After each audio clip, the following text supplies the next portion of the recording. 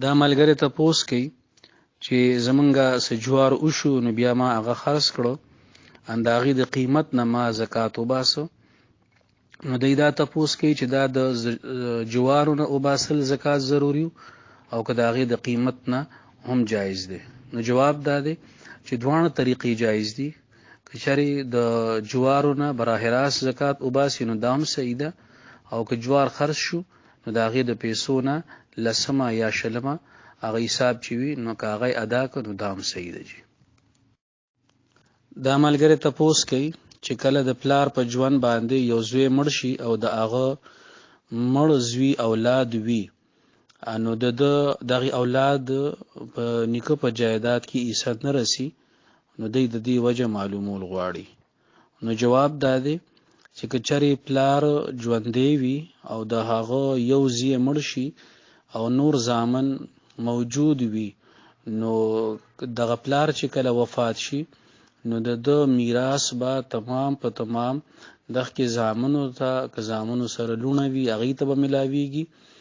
او د دغه مړ زوی چې کوم اولاد دی نو د نیکه په جایداد کې د هغې حصه نشته. او د دې وجه خو بنیادي طور د الله جل شانه فرمان دی، د میراث احکامات چې څومره هم دي نو دا براه راست د قرآن پاک نه او د احادیثو نه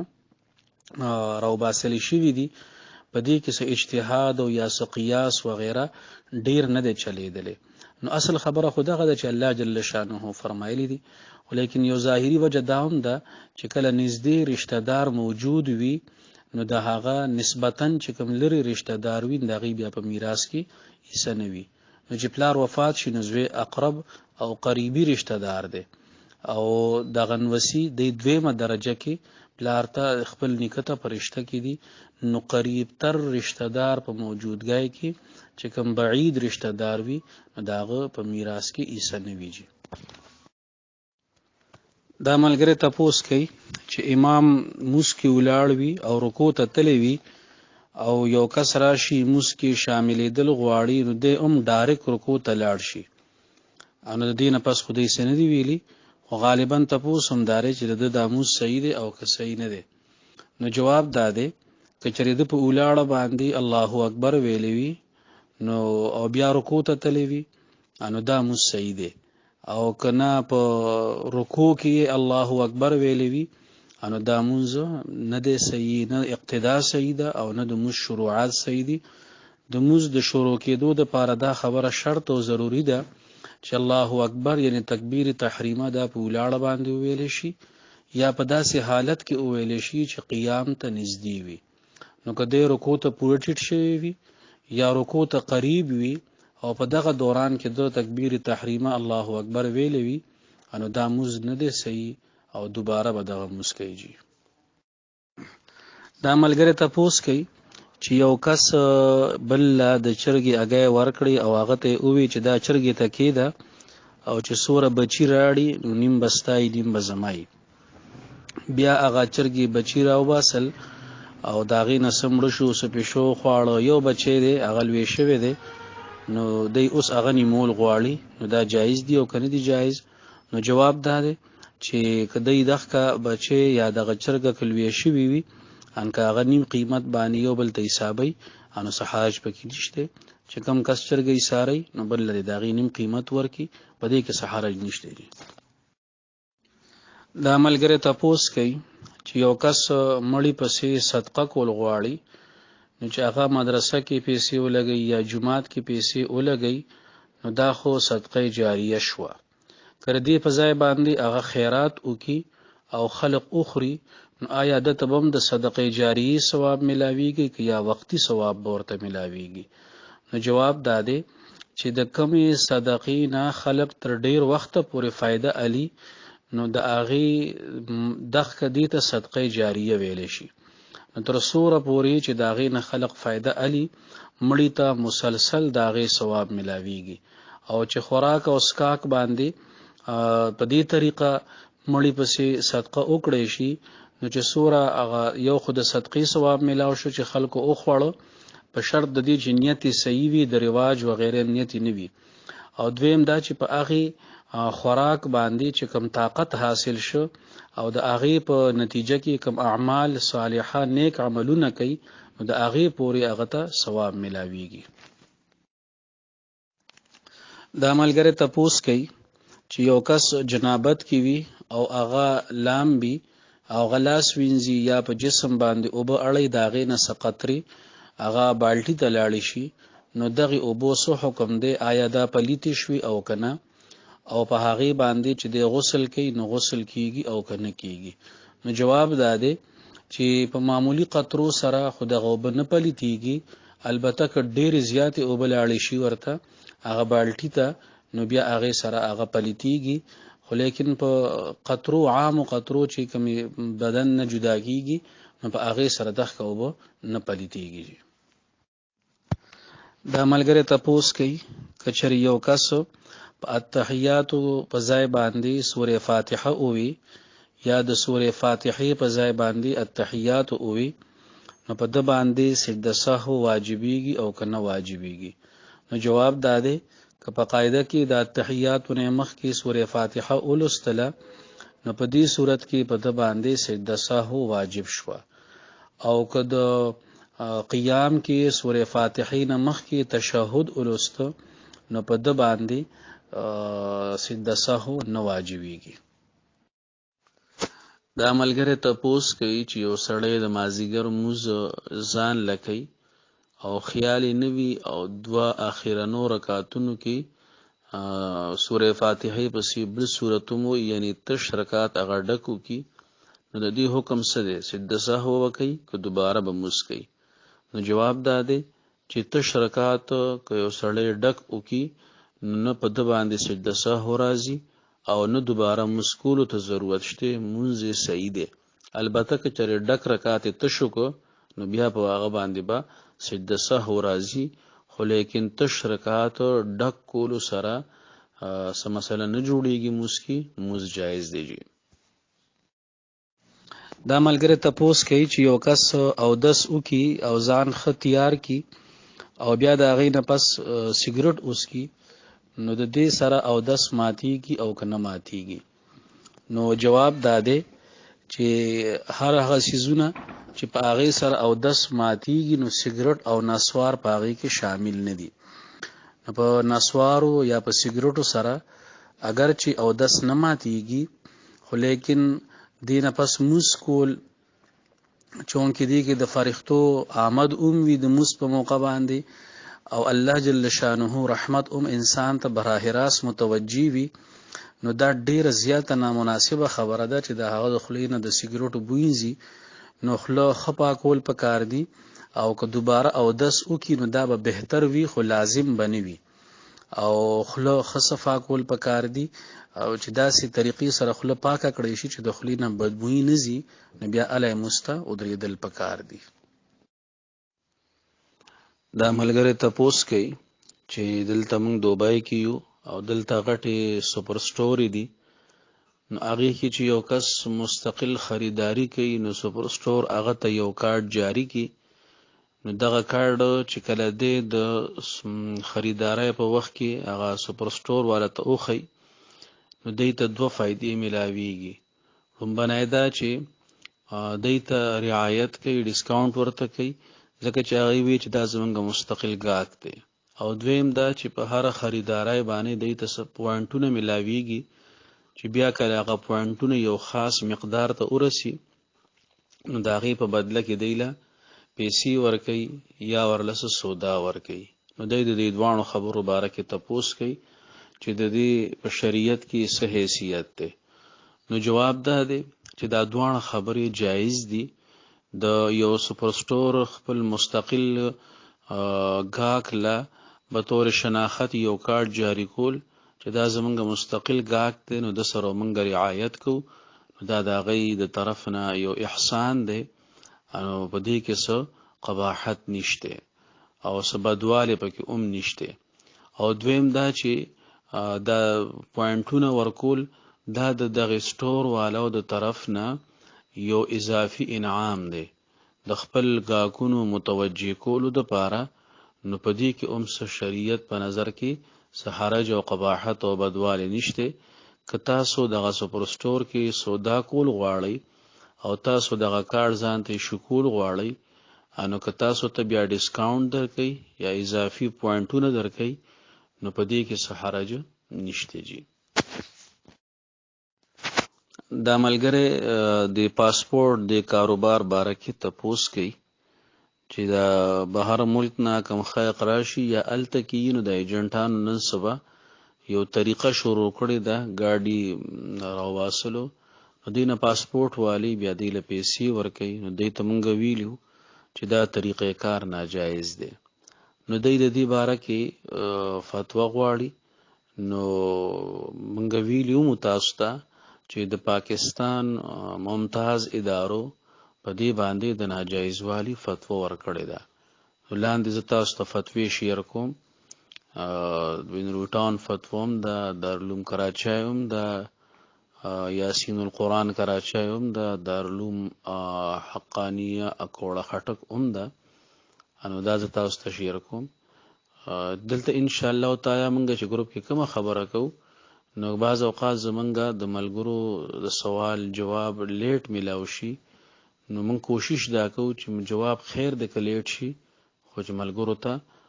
مستند راهنمایي فراهم شي. موږ خپل امکاني هدف پورې کوشش دا کوو چې صحیح جواب ملاو شي، او په دې وجه باندې بعض اوقات زمونږ جوابونه لیټ هم شي، نو ملګری به زمونږ نه پاغي هم نه خپه کیږي. او دا شانتي څوک یو د مسلې جواب په باره کې څه تحریری فتوا غواړي، دا زمونږ د ګروپ ملګرو حق دی. موږ په دې باندې خوشحالیږو. دې کې د خفګان هیڅ قسمه خبره نشته. د تاسو ته دې کلیپ پسې فتوی شیر کوم. خجی دا ملګری تپوس کوي چې د زنانو په میانس کې عموما دا یو ترتیب وي چې کله چا کره واړو کې وشي یا حج یا د واده د کویدن یا د خوشحالۍ موقع وي، یو زنانه هغې له چرګه بوزي یا ورله نور څه تحفه اوړي، او د هغې غرض دا وي که چېرې دا حالت په منګه باندې راغی، دا خوشحالي په منګه باندې راله، نو دوی به د دې برابر یا د دې نه ډېر منګ له راړي. نو دوی دا تپوس کوي چې اول تپوس دا دی چې د دې شرعي حیثیت څنګه دی، او دویم دوی دا تپوس کوي چې منګ اوریدي دي چې دې کې د سود څه شوبه ده، انو چې دا خبره صحیح ده او که صحیح نه ده. نو جواب دا دی چې ړومبنۍ خبره خدا ده چې داسې قسمه احسان کول چې د هغې په بدله کې بنده د ډیر زیات سیز طلبګار وي، نو قرآن پاک کې الله تبارک وتعالی د دې نه منع فرمایلی ده. الله تعالی فرمای ولا تمنن تستكثر، او ته په چا باندې احسان داسې مکوه چې ته سباله د هغې نه د ډیر سیز طلبګارې. نو احسان کول بل سره او د سختي کې همدردي کول بلا شبه دا یو ډیر لوی کار دی، یو ډیر لوی نیکی ده، خو لیکن د هغې په بدل کې د څه امید ساتل او د ډیر امید ساتل. نو قرآن پاک کې یو بل ځای کې الله تبارک وتعالی د دې حوصله شکنی فرمایلی ده. الله تعالی فرمای وما آتیتم من ربا ليربو في اموال الناس فلا يربو عند الله. یو خدا خبره. دویمه خبره دا چې دا سود دی او که نه دی، نو دې ته سود ویل مشکل دی، ځکه چې تاسو علما یې. نو لومبای خبره خدا ده چې سود کې مکیلی یا موزونی شرط دی، او تاسو مثال کې چرګه ویلې ده. عام طور زمونږ په علاقو باندې زنانه عمدخ که شانتی چرګه بوزي یا اگای وړي، نو اگای شي یا چرګه شوه، دا نه مکیلی سیز دی نه موزونی سیز دی، او د ربا د سود د تحقق د پاره دغه شی ضروری دی. او دویم دا چې دا مشروط نه دی، که چېرې یو زنانه هغه څه شی وړي مکیلی موزونی هم ولی نوي، نو که واپسای کې په بله موقع باندې دی ویا څه شی را نړي، نو دی ته د مطالبې حق نشته، د ګیلې د شویکوي حق ورته وي، خو لیکن مطالبې حق نشته. نو چې کوم ځای کې مطالبه ختم شوه، نو الته کې د سود والا احکاماتم ختم شو. دا ملګری تپوس کوي چې په زوړ قبرستان باندې جماعت جوړول دا جایز دي او که ناجایز دي؟ نو جواب دا دی که دغه قبرستان چې په کوم باندې د جومات جوړولو اراده ده که هغه د چا مملوک وي، ملکیتي وي، او قبرونه زاړه شوي په داسې طریقه باندې چې تاسو ته یقین وي چې هغوی به مړي به خاري شوي او ختم شوي به او دغه ځمکه چې د چا ده ملکیتي، نو هغوی هم مسجد دپاره راضي دي او دا قبرستان هغوی وقف کړی نو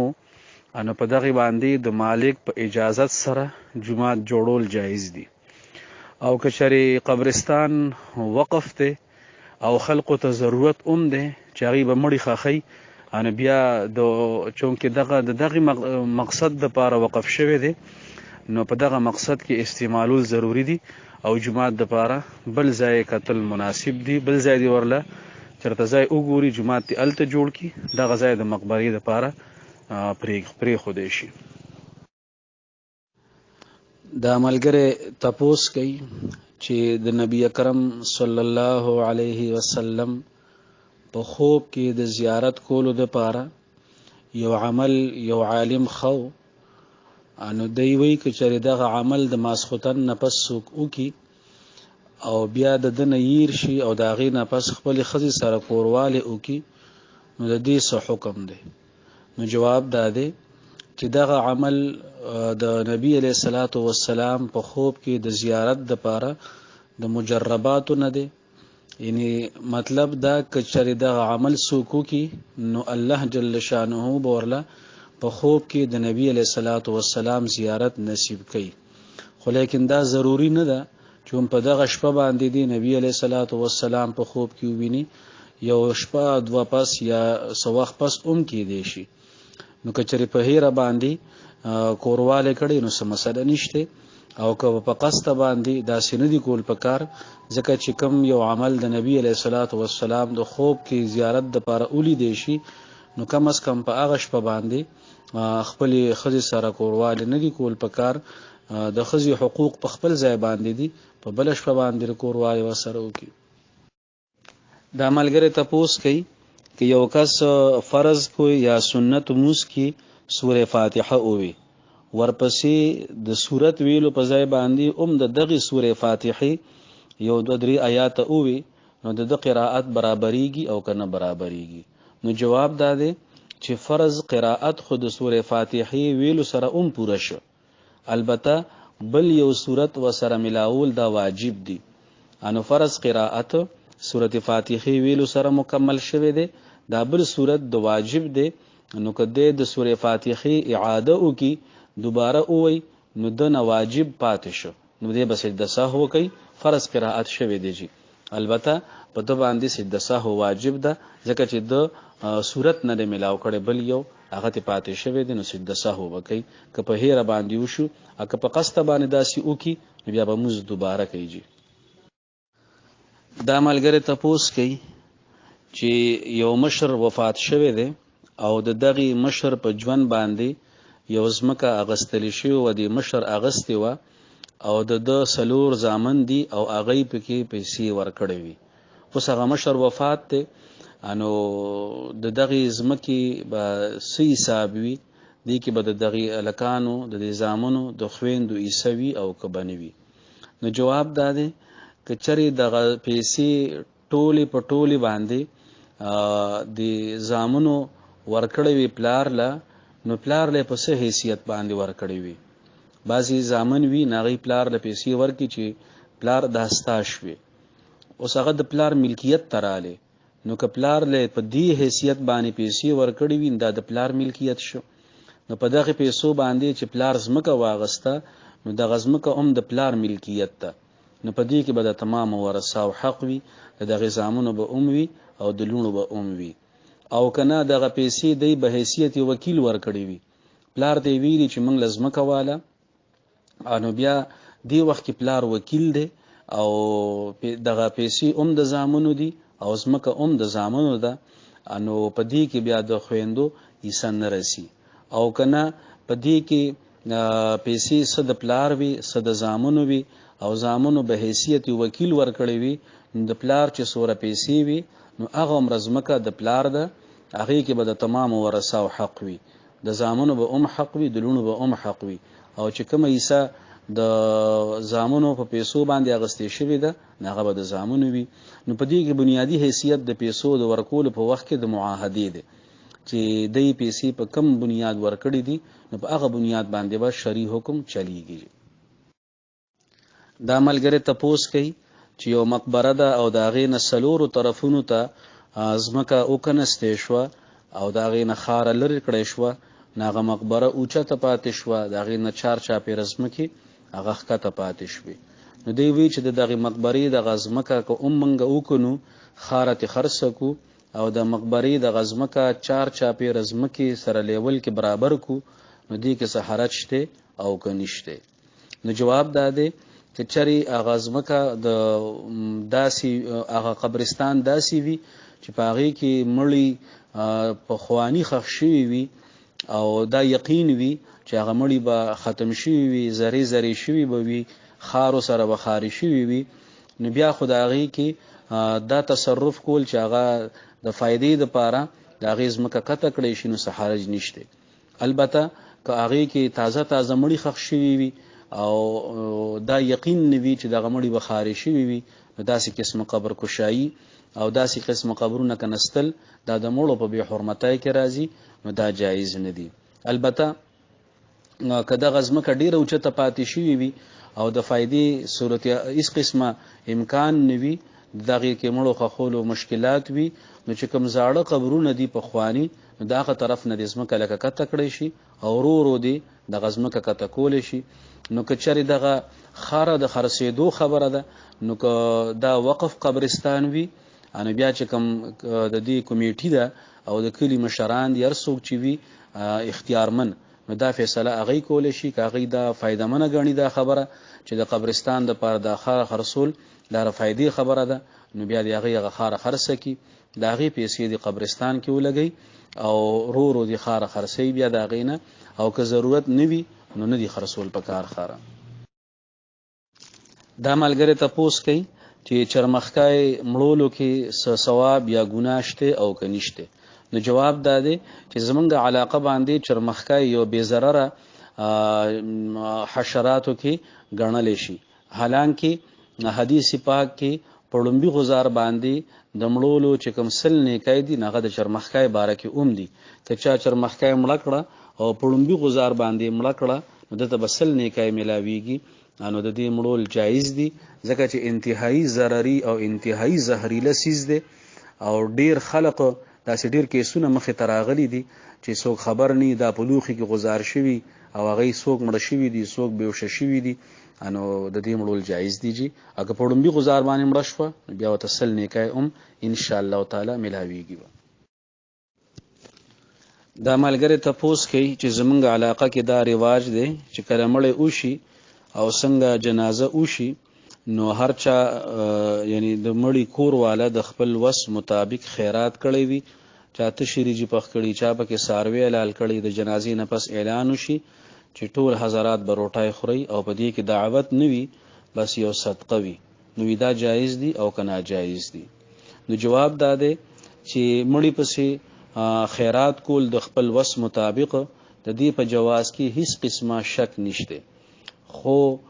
شرط پکې دا دی چې دې کې د رواج والا مسئلې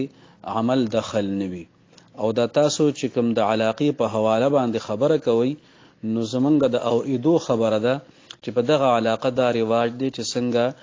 چا کره فوتګي وشي نو بیا هغوی غریبانان په دې فکر کې مبتلا وي چې مړی خو سنبالول یو طرف ته که اوس به خیرات کول غواړي، ریجې به پخول غواړي یا به ورسره څاروي حلالول غواړي، هر څه چې کول غواړي خو څه ناڅه کول غواړي. نو او اورید هم داسې دي چې د دې دپاره چونکې معاشرتي مسله ده نو خلک خپله حیثیت کته نه راوستل غواړي، نو د دې دپاره قرض هم رالي او هر قسمه پیسو ته هغوی تیار وي، خو د دې دپاره چې په معاشره کې د هغوی حیثیت کې کمی رانه شي. نو که په داسې قسمه صورت حال کې وي نو بیا خو دا بالکل ناجایز ده او د مړي په کور باندې داسې قسمه دباو یا بوج اچول اگر چې هغه د معاشري د رواج د وجې نه ولې نه وي نو دا جایز نه ده. نبی اکرم صلی الله علیه وسلم خو ردی خبرم ترغیب ورکړی دی چې کوم کور کې مړی وشي نو تاسو یا غي سره د هغې د میلمنو خیال وساتئ، د هغې د ډوډۍ چای خیال وساتئ، ځکه چې هغې باندې غم دی او هغې به دې خبرو ته نه سمیږي. نو د مړي والو دپاره خپل غم ډیر دی او داسې قسمه معاشرتي رواجي خبرې په هغې باندې مسلط کول د دې د جواز خبره نشي کېدی. البته که یو ځای کې دا رواج نه وي نو مړي کور والو ته اختیار دی چې کله هم هغې صدقه کول غواړي نو کولی شي، که په هغه موقع کول غواړي، کال پس کول غواړي، لس کاله پس کول غواړي، هفته پس، د هغې کې څه حرج نشته. دا ملګری تپوس کوي چې په بینک کې دوه قسمه اکاونټ وي، یو کرنٹ اکاونټ وي، یو سیونګ اکاونټ وي. کرنٹ اکاونټ کې چې پیسې کېدي نو هغه ته هغه مره پیسې واپس ملاویږي، او سیونګ اکاونټ کې چې پیسې کېدي نو په هغې پسې سود راځي. خو بینک والا په دې دواړو اکاونټونو کې کېښودلو شوو پیسو باندې د سود کاروبار کوي. نو دا ملګری وایي چې داسې ولې نه ده چې هغې په دواړو باندې سود کوي، نو چې موږ دغه سود پیسې راواخلو او د سیونګ اکاونټ کې پیسې کېدو او دغه سود والا پیسې راوالو او په غریبانانو باندې تقسیم کو. او دی د دې سوال په باره کې دا وایي چې موږ د یو مفتی صاحب نه اوریدو، هغه وی چې داسې قسمه پیسې که چا راواغستې نو بیا به په غریبانانو باندې صدقه کوي بغیر د ثواب د نیت نه. نو دی دې باره کې تپوس کوي. نو جواب دا دی چې کم حضرات علماء کرام فتوا ورکوي د بینک سره د معاملاتو د جایز کېدو یا هلته کې د پیسو د کېښودو، نو دا د شدید ضرورت په وخت کې دا فتوا ورکوي، ځکه چې نن دنیا داسې حد ته رسېدلې ده چې د ډیرو حضراتو دپاره د بینک نه رغېدن نشته. هغې بینک سره چې معاملات نه کوي، هلته اکاونټ نه کوي، آنلاین نه کوي، ټرانزیکشن نه کوي، نو بیا د هغې کاروبار نه چلیږي. نو د داسې خلقو دپاره خو یو ضرورت دی، او عامو خلقو دپاره چې ضرورت نی نو بینک اکاونټ کلاول هم جایز نه دي. او چې کوم ځای کې ضرورت وي لکه نن سبا تنخواګانې هم په اکاونټ باندې راځي، نو دا یو ضرورت درجه کې دي. نو لومبنۍ خبره خو ده که کرنٹ اکاونټ دی که سیونګ اکاونټ دی نو بغیر د ضرورت نه دې خواله تلل نه دي پکار، اکاونټ کلاول نه دي پکار. دویمه خبره دا ده که ضرورت وو نو بیا کرنٹ اکاونټ کلاول پکار دي او سیونګ اکاونټ کلاول نه دي پکار، ځکه چې کرنٹ اکاونټ کې منګه پیسې کېښودې نو منګه په سودي معامله کې ملوث نشو. بینک والا په هغې باندې هر څه کوي، د هغې ذمہوار د خدای پاک په نس باندې هغې دي. که منګه سیونګ اکاونټ کې پیسې کېښودې نو منګه هم د سودي کاروبار په حوالې سره ملوث شو، نو بیا په منګ باندې به هم ګناه راځي، په منګ باندې به هم وبال راځي. او دا خبره بعضې حضرات کوي چې منګه سیونګ اکاونټ کې پیسې ایږدو د دې دپاره چې منګه دغه سود والا پیسې راوالو غریبانانو باندې تقسیم کو. نو د غریبانانو سره امداد کول، صدقه ورکول، چا سره همدردي کول، د دې په خوالي کې شک نشته، خو لیکن د دې دپاره د سود لار اختیارول دا جایز نه دي. او که یو سړی چا سره امداد کوي، د دې مثال داسې هم کېدی شي یو غریب سړی دی او هغه ته ډیر زیات ضرورت دی د پیسو، بل کس ولګېده د بل چا نه یې پیسې راپټې کړې، غلا یې وکړه او هغه یې ورکړې، وي دا خو ما ښه کار وکړ، نو دا ناجایزه کار دی. د غریب سره د امداد بهانه دا د شیطان یو وسوسه کېدی شي او جایز خبره نه ده. نو خلاصه دا شوه چې بغیر د ضرورت نه اکاونټ کلاول پکار نه دي. که ضرورت وي نو بیا کرنٹ اکاونټ کلاول پکار دي. که بینک والا په هغې باندې سودي کاروبار کوي نو زموږ ورسره څه تعلق نشته، او سیونګ اکاونټ کلاول جایز نه دي، اگر که دا جذبه ولې نه وي چې دغه پیسې به موږ راوالو او غریبانانو سره به پې د خیر ښېګړې کارونه وکړو. دا ملګری تپوس کوي چې بعضې مساجدو کې داسې غړای لګېدلی وي چې د ټیم پوره کېدو په وخت کې یا غنټې پوره کېدو په وخت کې هغه غنټې بجاوي. نو داسې غړای جمعات کې لګول څنګه دي؟ نو جواب داده کچري معمولی غوندې د سیټای आवाज وي انو هغه باندې خو حرج نشته، خو لیکن که باقاعده د غنټای आवाज وي او هغه کې سنور سره مشابهت وي موسیقي وغیرہ دا نور سره، نو داسې قسمه غړای په جمعات کې لګول مناسب نه دي او د لری کول پکار دي. او کچري معمولی غونته سیټي وي ان پاغي کې حرج نشته.